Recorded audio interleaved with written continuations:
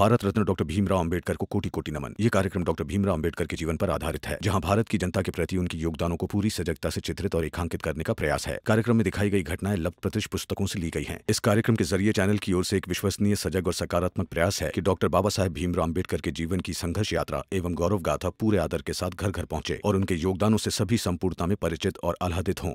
हम सब ने हमेशा प्रेम दिया आपको, लेकिन आप लोगों ने हमें सिर्फ नौकर समझा। ठीक वैसे जैसे आपने आपके भैया को हमेशा प्रेम दिया और वो हमेशा आपको दुत्कारते रहे। हम संख्या में भी कम नहीं है सेठ जी, हमारे लोग बहुत हैं और आप लोगों को हमेशा हमारी जरूरत पड़ती है। इसलिए हम में हर वो योग्यता है जिससे हम आपके जैसे इंसान कहे जा सके और आपके जैसी सम्मान की जिंदगी के लायक बने। लेकिन आप लोगों ने हमें उस लायक कभी माना ही नहीं। जब मन किया आप प्यार से बात करते हैं, अपना काम करवाते हैं और दुत्कार देते हैं।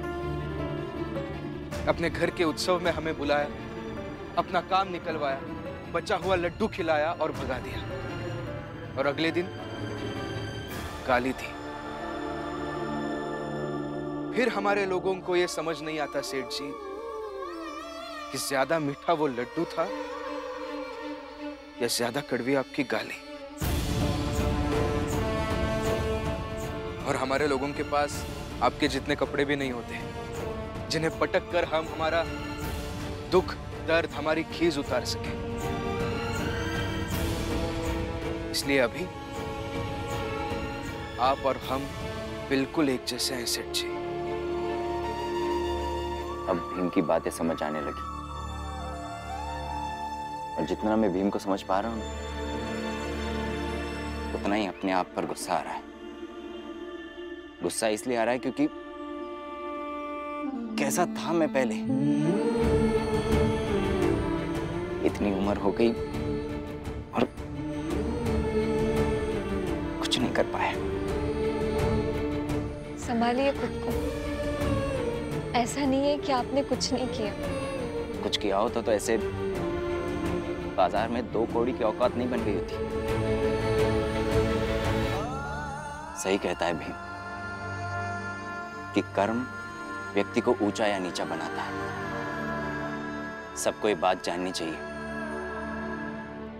और मैं बताऊंगा सबको भीम की बातें। आज भीम चाहे जहां हो,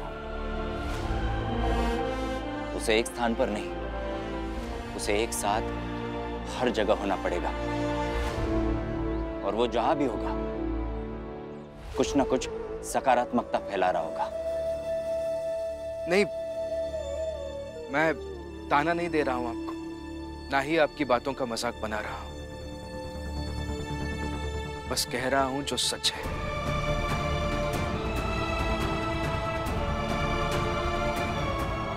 और अगर आप बुरा नहीं मानेंगे तो एक आग्रह करना चाहता हूं आपसे। जिस तरह से हम सदियों से लड़ते आए हैं और समाधान ढूंढते आए हैं ना, आप भी उसी तरह से समाधान ढूंढिए। जाओ ऑफिस, चले जाओ।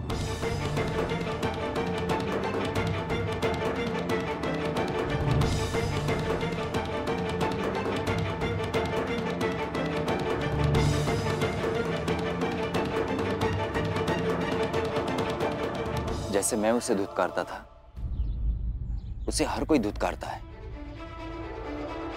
मगर वो रुकता नहीं और रुकेगा भी नहीं। और एक और बात उससे सीखी मैंने श्यामला, कि जीतता वो नहीं जो बहुत ताकतवर है, जीतता वो है जो जूझता है। और मैं भी जूझूंगा।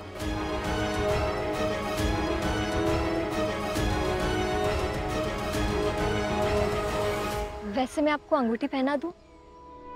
अंगूठी? कैसी अंगूठी? और मैं तुम्हारी अंगूठी क्यों पहनूंगा?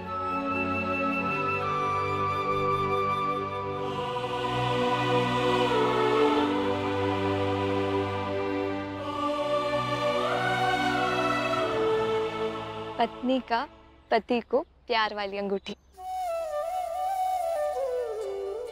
जैसे भीम भाऊ के साथ रमा भाभी है ना, वैसे मैं भी आपके साथ रहूंगी।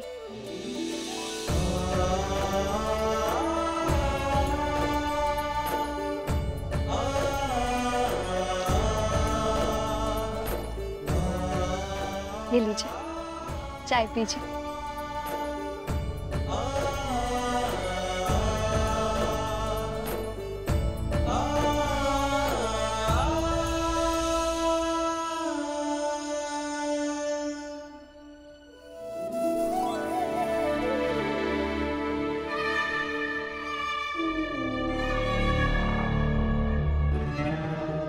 चाय पी ही ली है तो वो खाना भी खा लेना।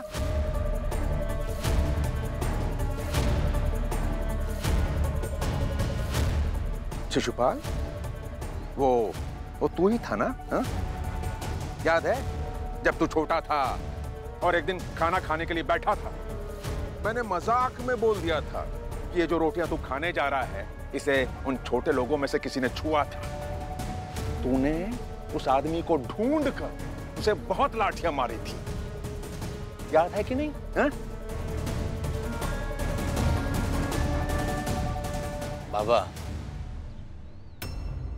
काश आपने उस दिन मुझे मजाक में ही कह दिया होता कि छोटे लोग भी हमारी तरह होते हैं, तो आज मैं बदला हुआ इंसान होता। वो मेरी गलती थी कि मैंने बेवजह उन लोगों को लाठी से मारा था, लेकिन आज उन्हीं गलतियों की तो सजा भुगत रहा हूं ना। अभी तक भुगता कहाँ है बेटा? अभी तो शुरुआत है। रात हो जाएगी तो कहाँ सोओगे? हा? इस भ्रम में तुम दोनों बिल्कुल भी मत रहना कि गलती से भी मैं तुम दोनों को घर में घुसने दूंगा। बिल्कुल नहीं। चाय की दुकान पर ही भ्रम टूट गया बाबा। आप अपनी चेन और अंगूठी संभालिए, गृहस्थी हम संभाल लेंगे।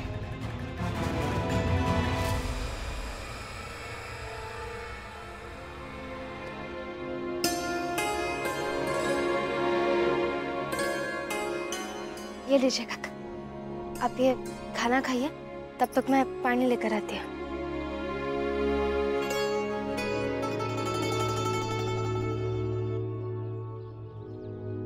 सुने हैं कि मुफ्त के रोटी का स्वाद बहुत मीठ होता है। मुफ्तखोरी हर किसी के बस की बात थोड़ी होती है। क्यों पूरन? बिना पसीना बहाए जो मिल जाता है। भैया, हम तो ये सोच रहे थे कि उनकी चमड़ी कितनी मोटी होती होगी जो दूसरे के दरवाजे पर बैठकर मुफ्त की खाते हैं। कुत्ता के चमड़ी के जैसे मोटी होती होगी, काहे कि वो मांग फिर के खाता है ना। हमें कानून चाहे जो कहे, हम नहीं सच मानत है। हमका तो लागत है कि जैसे निकम्मे की तरह यहाँ बैठ के रोटी तोड़त है, अपने गांव में भी ऐसा ही करत हुई। अरे तभी तो एक घर वाले बेचारे तंग आके खुदाई आग लगा लिए खुद को। यह हुआ होगा। हाँ, ये हो सकता है। हाँ। तो फिर आप सबको जाकर अदालत में गवाही दे देनी चाहिए।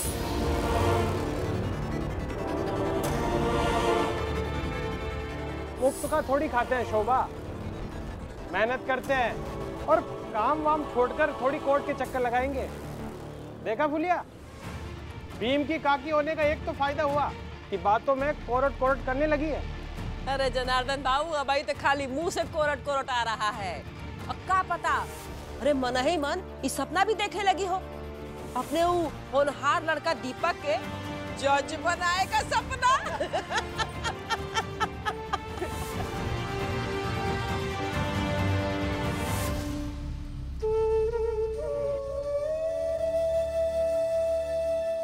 ये लीजिए काका।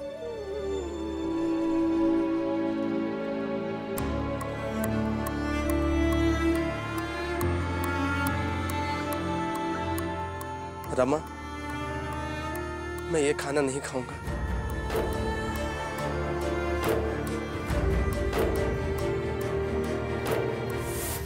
और इसे ये मत समझना कि मैं तुम्हारी भावना का, तुम्हारे प्रेम का अपमान कर रहा हूं। मैं बस अपने स्वाभिमान का सम्मान करना चाहता हूं। मैं जा रहा हूं काम ढूंढने। जब मुझे काम मिल जाएगा तो मैं आकर खाऊंगा।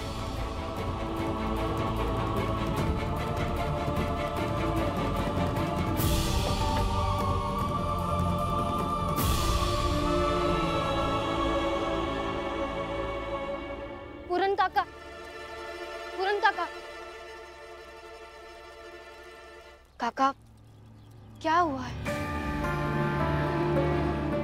इन लोगों ने कुछ कहा क्या आपको? नहीं रमा, मैं बस जा रहा हूं, काम ढूंढ कर आ जाऊंगा। काका ऐसे खाना छोड़कर मत जाइए। मैं अपने ऑफिस में आपके लिए बात करूंगी। नहीं रमा, मैं ढूंढ लूंगा, तुम परेशान मत हो। काम ढूंढकर मैं आ जाऊंगा। काका, काका रुकिए तो सही। नहीं रुकेंगे रमा। रमा, उन लोगों ने ऐसी बातें की है कि कोई भी घायल होकर तड़प उठे।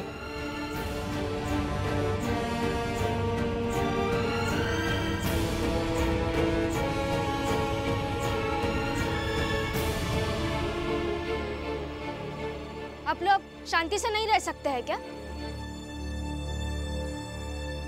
आप लोगों को उनसे कोई लेना देना नहीं है ना? कोई मतलब नहीं है, तो क्या जरूरत थी उन्हें बोलने की? अरे वो है तो यह बात तो हम तुमसे कहा था। हाँ, भीमराव को क्या लेना देना है हमसे? हैं? वो क्यों आकर हमें ज्ञान देता है? हम काम कर रहे होते हैं तो वो क्यों आकर हमसे कहता है ऐसा होता तो वैसा होता, ऐसा करते हैं वैसा करते हैं? सही बात सिखाई जाए तो व्यक्ति के जीवन में आराम और समृद्धि आती है।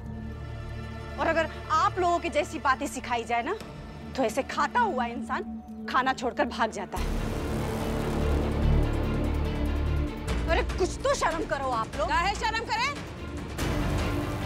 बहुत जुबान चलने लगी तुम्हारी, सब देख रहे हैं हम। एक बात याद रखना कि चाल तुम्हारे बाप की नहीं है। लेता ही बाप पर काकी। शांत रहिए, शांत रहिए फुलिया काकी। आप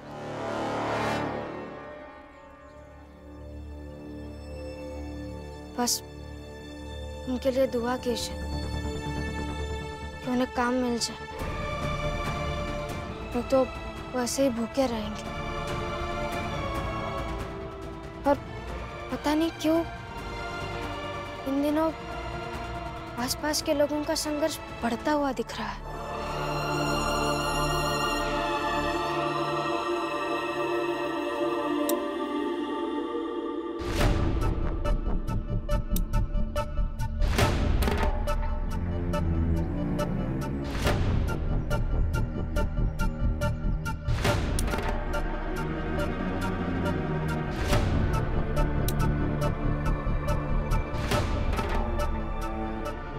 खाना तो खा लिया, अब रात को सोओगे कहाँ? उस भीमराव के घर, तो उसी के जैसा बन भी जाना। चले जाएंगे बाबा तो भीम रख लेगा, मगर जाएंगे नहीं। मुझे यही रहना है। कहा तो था कि क्यों आपके पास रहना है मुझे। हम यहाँ अपनी एक झोपड़ी बना लेते हैं। खबरदार! जो एक दिन का भी उठाया तो तुम दोनों को हर चीज से निकाल दिया है मैंने। नहीं लेंगे बाबा आपका कुछ भी, बल्कि हम भी जा रहे हैं यहाँ से कुछ ढूंढने। जैसे भीम जैसे लोग जोड़ जोड़ कर सब कुछ बना लेते हैं ना, वैसे ही हम भी बनाएंगे। चलो शमला। अरे बड़ी बड़ी बातें बोल रहा है उस भीमराव की तरह। 4 कदम चलेगा ना तो धड़ाम से गिरेगा मुंह के बल।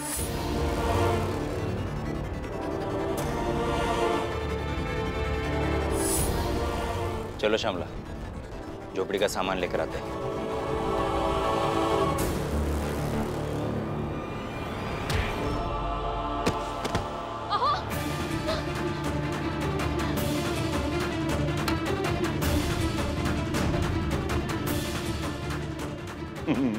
क्या था ना बेटा, 4 कदम चलोगे तो धड़ाम से गिर पड़ोगे, गिरेगी नहीं।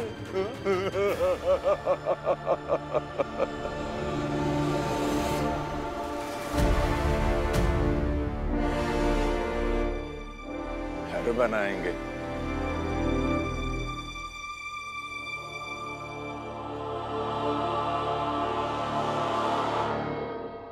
बाबा, भीम मेरी प्रेरणा है। वो न जाने कितनी बार गिरा है और उठकर आगे बढ़ा है। वैसे ही मैं भी आगे बढ़ जाऊंगा।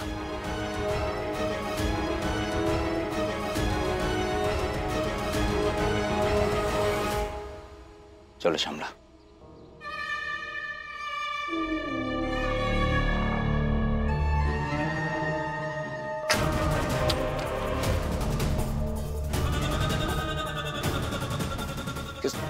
इस भीमराव ने भी अजीब स्थिति में फंसा दिया है मुझे। बाप होकर बेटे के सामने मुसीबतें खड़े कर रहा हूं। क्या करूं? नहीं करूंगा तो भीमराव जीत जाएगा। और अगर ये शिशुपाल कहीं भीमराव की तरफ हो गया तो पूरी दुनिया मेरे मुंह पर थूकेगी। नहीं नहीं, ऐसी परिस्थिति में आने नहीं दूंगा। हाँ, ऐसा होने से पहले या तो मैं खुद मर जाऊंगा या शिशुपाल को मार दूंगा। हाँ, पर ये होने नहीं दूंगा किसी भी स्थिति में नहीं।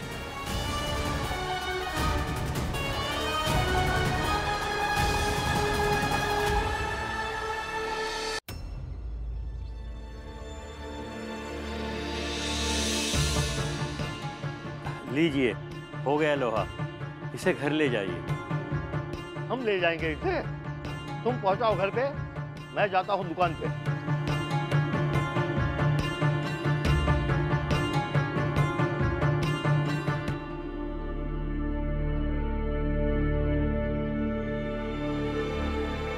सर, मैं अपना काम खत्म करके चला जाऊं, चलेगा? कहाँ जाओगे? शिशुपाल जी और श्यामला अपनी जिंदगी बसाने की कोशिश कर रहे हैं। सोच रहा हूँ जाकर उन्हें थोड़ी मदद करूं। वहां जाकर भाषण दे दोगे? भीम, तुम्हें कई बार ऐसे नहीं लगता कि तुम वक्त बेवक्त भाषण देते रहते हो? भाषण? नहीं सर, भाषण नहीं सुनाता हूं मैं बस अपने विचार लोगों के सामने रखता हूं। इतनी उम्र नहीं है तुम्हारी कि तुम अपनी बातों को विचार कहते हो। ये तुम्हारा अति आत्मविश्वास है या अपने आप पर घमंड?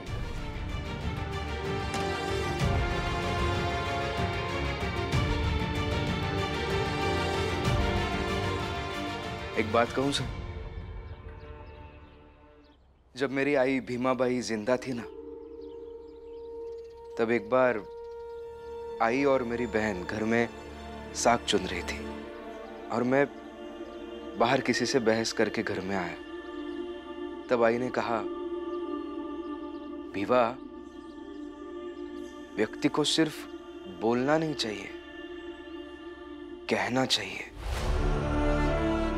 कहने से व्यक्ति का जीवन प्रभावी और संतुलित बन जाता है। मैं बहुत छोटा था, मुझे कुछ समझा नहीं। मैंने पूछा कि आई, बोलने और कहने में इतना फर्क ही क्या है? तब आई ने समझाया था कि कहना मतलब लोगों के सामने अपने विचार रखना। तो अगर तुम कुछ कहना चाहते हो तो सबसे पहले विचारों को इकट्ठा करना होगा।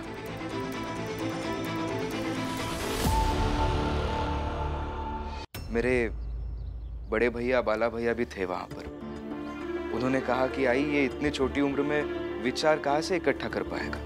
उसके ऊपर आई ने समझाया कि जैसे मैं और मेरी बेटी मिलकर अभी साग चुन रहे हैं, साग से सारा खरपतवार छांटकर अच्छे साग चुन रहे हैं ना, वैसे ही जीवन में अच्छी सोच, अच्छा नजरिया अपनाओगे तो अच्छे विचार अपने आप मिल जाएंगे।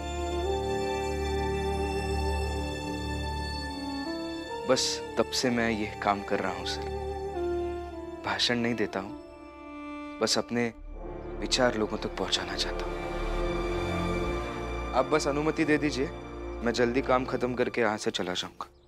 पर ऐसे जमाने भर की मदद करना पागलपन नहीं लगता है? पागलपन लक्ष्य लगता है मुझे जीवन का।